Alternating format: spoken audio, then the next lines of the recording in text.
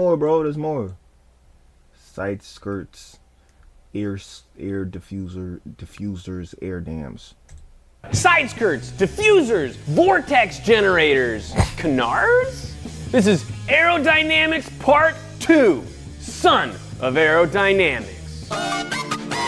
Now that we've learned the aerodynamic basics of drag and lift and how splitters, spoilers, and wings work, we can talk about what all those other cool aero things are doing. First, just a... We did. Ah, shit. I might have to like rewatch that shit.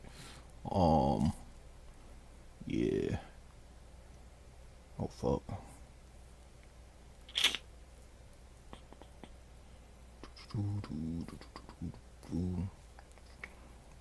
Drag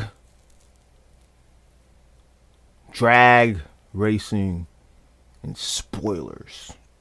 Quick review. Previously on Science Garage. We saw that drag is Nissan 350Z.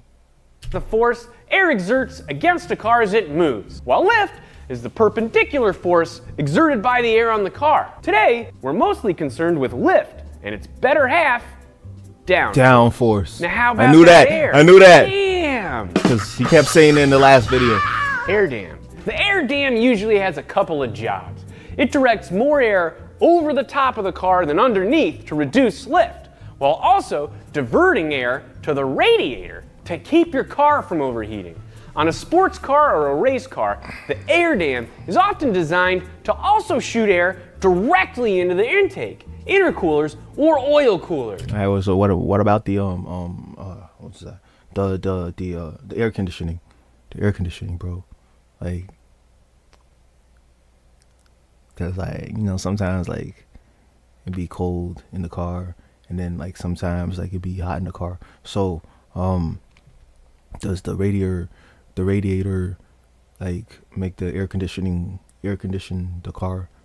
It might route air through some ducts in the brakes to help cool those off too. The air dam What about me? Does it cool me off too, bro? Sometimes I need some cold air. also cuts down on overall drag, even on a boxy vehicle. Without it, the air would be tripped up by all the blocky shapes you usually find hiding behind that smooth bodywork on the front. I feel like this one's like a medium-sized stick with a medium-sized little nozzle blowing out to like some medium-sized round-ass air and that shit, bro. Is that air? Is that what air looks like? I feel like that's what air looks like. Like when I think of air, this is what I imagine air to look like. It gotta be what air looks like, bro. Like, what does air look like? This is what air looks like, bro. This is definitely what air looks like, bro. Like when you think of air, bro, this is air, bro. But like, it's definitely air. This is air.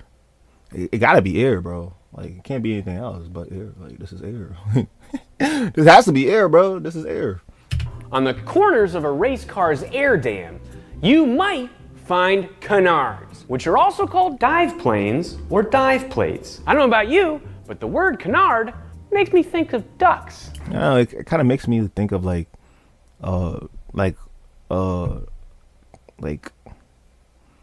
something like when you go to like an amusement park and you want to buy like some food, like something sweet, like, and you ask for a canard and then they give it to you on a paper plate. No? That's just me? Canards are usually flat, wedge-shaped, and angled upward toward the back of the car. They direct the air that moves around the side of the air dam upwards, which creates a teensy-weensy bit of downforce. It's not much because they're so small, but it's enough to help fine-tune the balance between downforce on the front tires and the rear tires. Canards can also be used to deflect air around the front tires because they can be a source of drag, or they can be used to direct more air up into the wing's path The air conditioning. at the back. Look, if you want to get super serious about downforce, it's the stuff that isn't as obvious.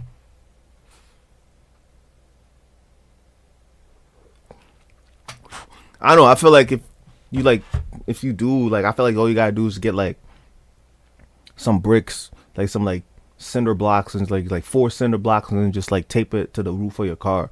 And I feel like that would solve the problem.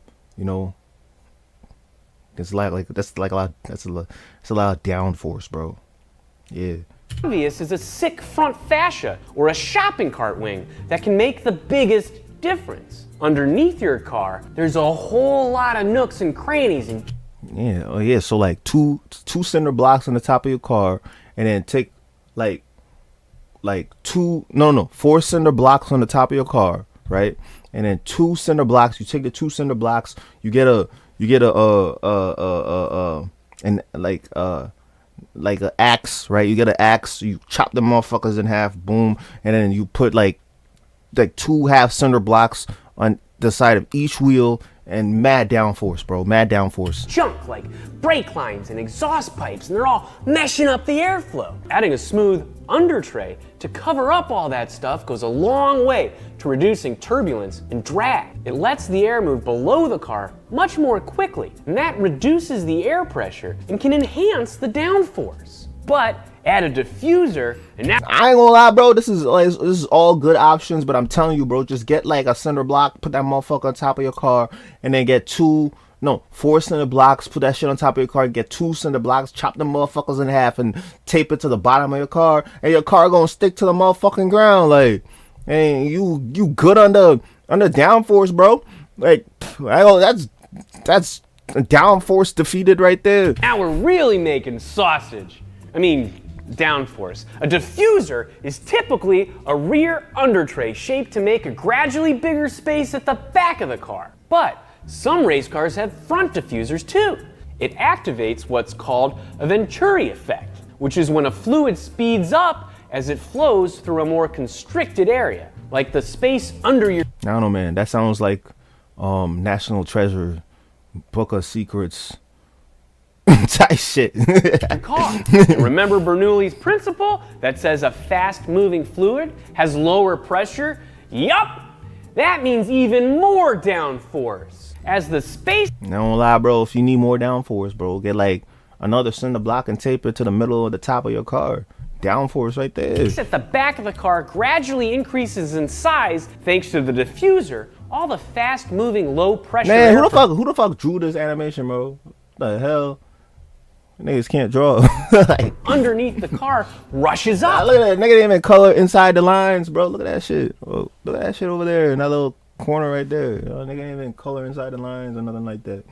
To fill that space. This helps draw even more air across the underside of your car. When it gets to the expansion area, it slows down and gains pressure. With high pressure surrounding the car on all sides and a lot less pressure underneath, an overall vacuum effect occurs, and it sucks the car down to the road. Now, that slowed down air can smoothly join back up with the slower, higher pressure air flowing all around the car. This gentle reunion reduces drag at the back, which results in even more downforce, keeping the air. Look, I ain't gonna lie. All you gotta do is like, you get like a stick. You get two sticks. You tape it on the back of your car, and then like take a couple more cinder blocks and tape it onto the stick. And this good downforce, bro. Good downforce. Flowing effortlessly without turbulence is what makes all of this work so well. So vertical dividers called straight. I mean, after a point, you're gonna have like so much downforce, like, nigga, your car ain't gonna go nowhere, bro. Like. Placed in the diffuser to help keep the air orderly. As we learned in our first Aero video, downforce from splitters and wings usually comes at the expense of a lot more drag. But adding a smooth under tray and a well-designed diffuser can reduce drag. So together, they're one of the most important ways to increase downforce. Like Nolan without a glass of milk, one without the other won't produce the desired effect. All right. We've created an area of higher pressure all around the top of the car. Cinder blocks. Cinder blocks. And an area of really low pressure underneath. Half cut cinder blocks. Half cut cinder blocks. We're good to go, right? Wait! Yes. Now all that high pressure air wants to rush into the low pressure area. And that is exactly what we don't want. And that is what side skirts are for. Cinder blocks half cinder blocks on the side of the car, bro. The ideal side skirts extend as close to the ground as possible to block that high pressure air from sneaking back under the car and around the sides. That would increase lift and ruin the downforce that we just worked so hard to create. One of the most ingenious applications of underbody aerodynamics was Jim Hall's Chaparral 2J race car. The Can-Am Yo, that shit look like a pancake, bro. series had just banned tall wings and moving aero devices for the 1970 season. So aero pioneer Hall developed some creative workarounds for his new cars. Lexan's side skirts were integrated with God damn. Yo, bro, I nigga ain't want no type of dragging or shit, man. Bro, holy shit. Can I drive this shit? Where is it at? with the suspension to maintain a constant 1-inch clearance with the ground, even around turns or over bumps. And its big, boxy booty were two big fans, driven by their own two-stroke, two-cylinder engine.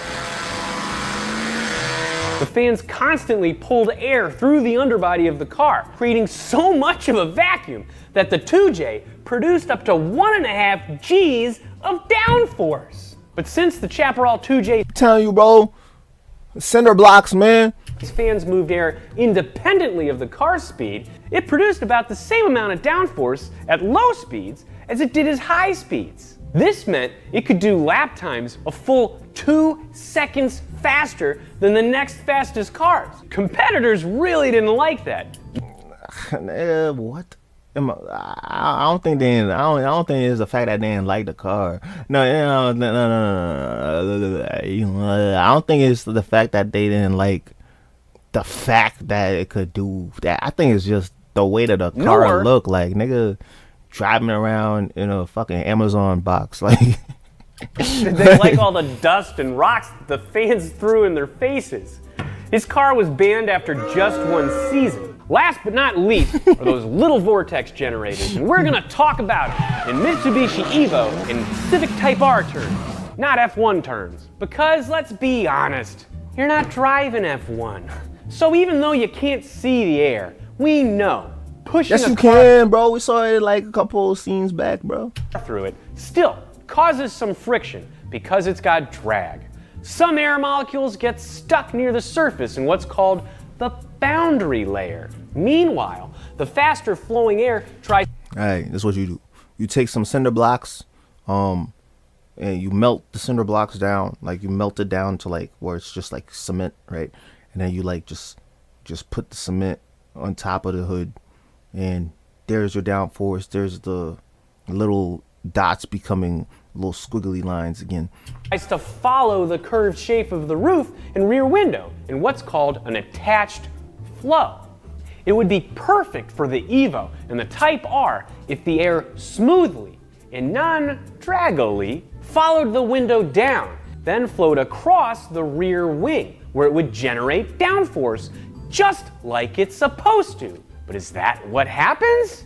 No! Instead, the attached flow peels off right around the end of the roofline and becomes a separated flow, dispersing off into the atmosphere where you can't even use it. That's why raindrops don't always blow off your back window when you're cruising down the freeway. There's just a swirling mess of turbulence. And that's not going to make any downforce when it gets to the wing.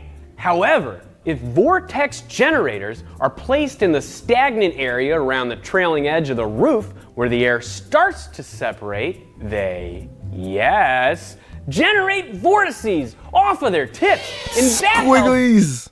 They make more squigglies, bro. A lot of squigglies.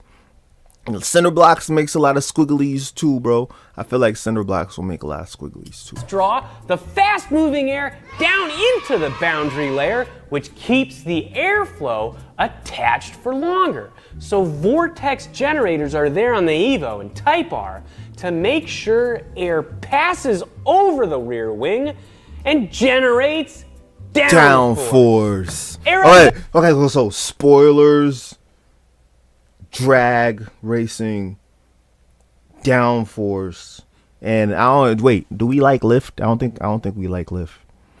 Wait, do we like Lyft? Is Lyft a good? It don't seem like Lyft is a good thing. Lyft is a bad thing. Boo, boo. All right, so we got drag racing. Wait, but drag racing is bad too, no? Right? Is drag racing is bad? No, drag racing is good. Drag is good. Drag is good. Lyft is bad. Lyft is bad. Boo, we don't like Lyft. Lyft is bad. If there's Lyft, you gotta find cinder blocks, bro. You gotta find cinder blocks and you gotta find cement. Boo Lyft, drag racing, dynamics, and cinder blocks. I'm gonna just leave it at that and let it keep playing because Dynamics! Thanks to Skillshare for sponsoring this episode. Skillshare is an online learning community with thousands of classes in design, business, technology, unlock new opportunities, and do the work that you love. Look what I did! I fixed my complexion! Look how smart I look! Skillshare is also more affordable than most other first 2 months last Skillshare! Follow us on Instagram and Twitter at Donut. alright, bro. It's good. So, what do we learn? We learn downforce. We learn cinder blocks. We learn aerodynamics. We learn lift. Drag racing spoilers. All right. I feel like off that, I think we good to go, bro. We good to go. So let's go look at cool cars doing cool things, nigga. First air exert.